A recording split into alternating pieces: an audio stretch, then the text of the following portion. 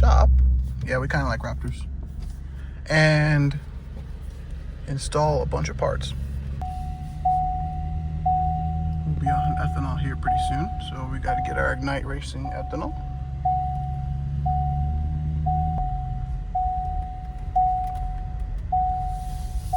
But yeah, we'll see you guys inside the shop. All right, so here are the parts we're going to install on the Raptor today. We got it up on the lift, we got everything ready. So I've got the thermostat. I've got two different pulleys from SPE. I decided a 2.7 and a 2.5. I think we're gonna end up with a 2.5, but I wanna test them both. We have the hub assembly, the tools to change the hub, but then we have the Injector Dynamics 1050cc. These will be a good size for ethanol on the stock blower. But yeah, I'm gonna try to knock all this stuff out today. So I have a lid coming. I also have an intercooler coming. I want to give a shout out to Johnny Yackel at Apollo Optics for getting me hooked up with that. So what I'm going to do is I'm just going to remove everything right now and probably let the truck sit overnight. Unfortunately, I'd like to drive it today, but I'm not going to be able to. Yeah, and then we'll just get started tearing this down. Decided to remove the intakes. This is insane. Like, look at this filter. This thing is huge, like the size of a basketball. It's massive. Look at that. So we've removed the intake. That gives us some room over here to work a little bit more and help with the fuel rails and whatnot. We were able to remove the thermostat snout or whatever that's called. And yeah, you know, didn't catch much coolant, but the floor sure did. So I'm gonna do this very last, but here's the 180 Tstat. And I'm going to now try to tackle the pulley right here. I don't really know how to get that off. I'm not familiar with these motors, but I will look into it. I'm sure there's a tensioner somewhere, hopefully. And we'll knock that out next. We got the snout out, and watching videos online, there's a gasket, and of course, mine tore. So hopefully I can get to the Ford dealership and get that gasket. But now we're gonna get the stock pulley off and install the 2.7. All right, so as others have said, we are at the point to where we got the stock pulley off. This thing's heavy. So we threaded on the hub assembly, and we're using this special SPE tool. If you guys don't have this stuff, I recommend you get it, but yeah, it makes it a lot easier. This vise is not nailed down, so I need to figure out that whole situation. I might put it over here or something, but yeah, so 65 foot-pounds.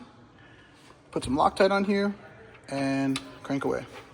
We have some of the coolant drained out of here. Pretty much lost all my coolant from here. It's a mess, but that happens. Let's see, the fuel rails were taken out.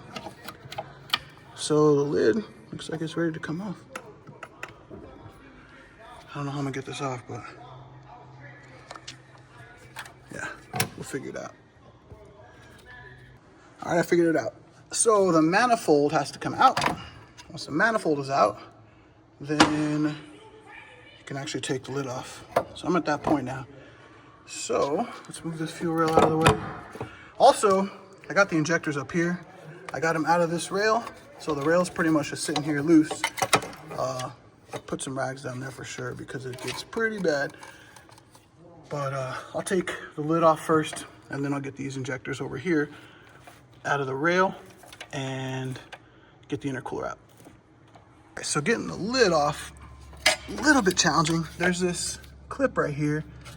I want to say it goes up underneath the manifold there. It looks like it.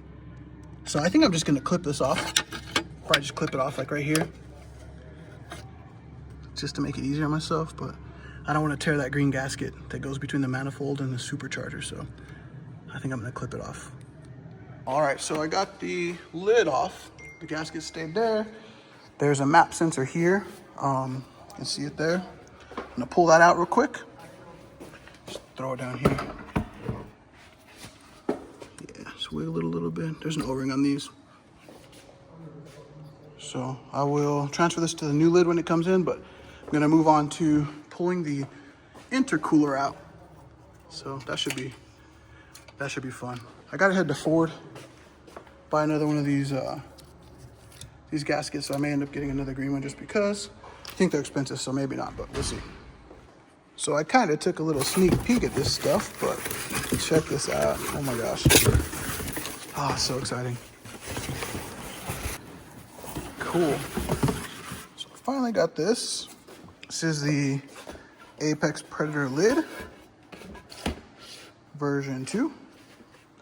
Then we have the street intercooler in here. So I'm going to be transferring this gasket onto this lid, but first we're going to get this installed, and then after the lid, the injectors. It is alive. So we're going to be bleeding the coolant system now. The heater inside the truck running. Just out here checking for any leaks. Get back to you guys once everything is bled. All right, we are back in the truck. Now the truck is still running, the heat is on. I'm watching coolant temp here. We're coming up on the thermostat threshold. So it should open up here shortly. And things should really start to circulate.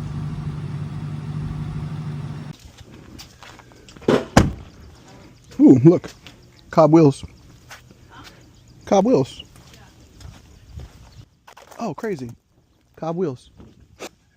And Cobb wheels. So today we are heading to Hammer Performance. I need to get some ethanol in here. Good friend Zach's gonna get his Raptor R tuned, so prepping for that. I think we have enough ethanol. Yeah, I should do the trick. Oh yeah, we're good.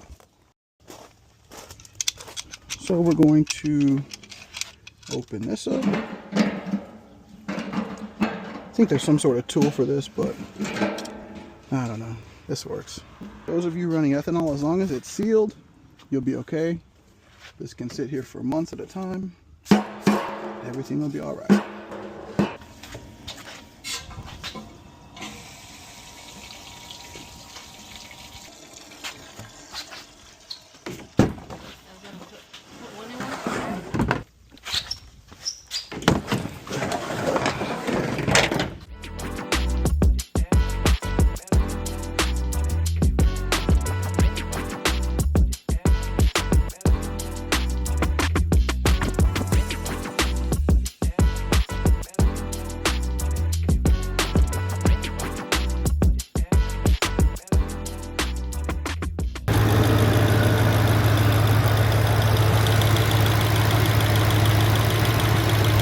The injectors are definitely louder without those covers, but of course we want to make sure they're not leaking, so that's what he's doing now.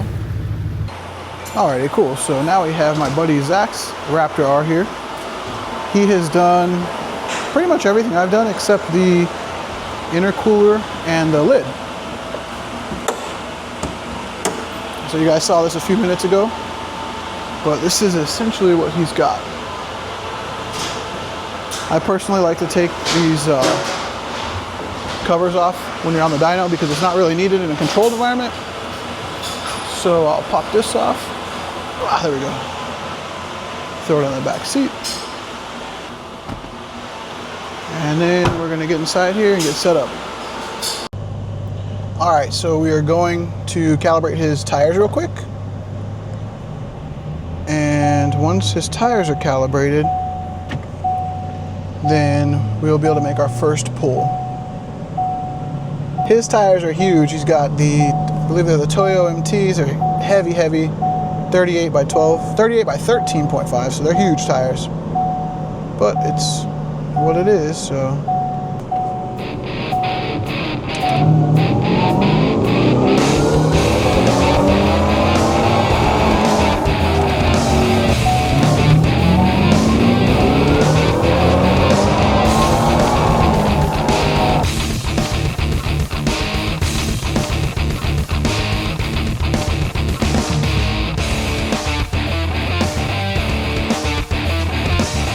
Alright, we just got done swapping to ethanol.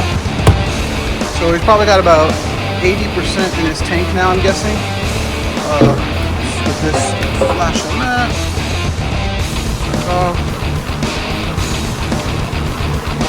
Wait 3 seconds, turn it back on, that's okay.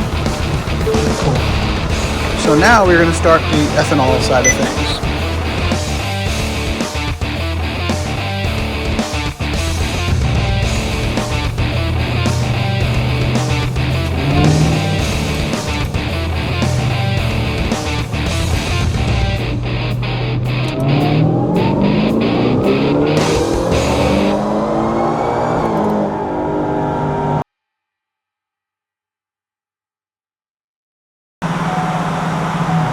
we are currently rolling the dyno to make sure everything looks good. Make sure we're not going to come off. That's the first thing we do. So the person that strapped it is taking a look at the straps to make sure everything looks okay. This is what I see on my screen. So technically, this should match this. And if not, I'll have to recalibrate, but it looks pretty close. We're going to do our pulls in 5th gear. Needs a little bit of calibration. We're going to go ahead and stop and get the dyno straps tightened a little bit. All right, let's see what it does.